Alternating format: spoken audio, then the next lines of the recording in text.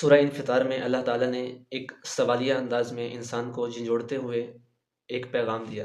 کیا فرمایا کہ یا ایھا الانسان، اے انسان، ما غرک بربک الکریم، تجھے تیرے رب کی کس نعمت نے دھوکے میں ڈال دیا ہے، تیرے رب سے دور کر دیا ہے، کہ الذی خلقک فسواک فعدلک، کہ جس نے یعنی پروردگار نے تجھے خلق کیا، انسان کو خلق کیا، فسواک، اور صرف خلق نہیں کیا بلکہ انسان کو ایسے خلق کیا کہ اس میں ہر چیز کو برابر رکھا۔ اب غور کریں تو انسان کو ہر جو جسم کا عضو ہے اس میں ایک برابری رکھی۔ انسان یہ نہیں کہہ سکتا کہ بنانے والے نے کسی لاجک کے علاوہ اسے ایسے ہی بنا دیا نا، بلکہ اس میں ہر چیز میں ایک لاجک ہے، کوئی نہ کوئی خاص حکمت ہے۔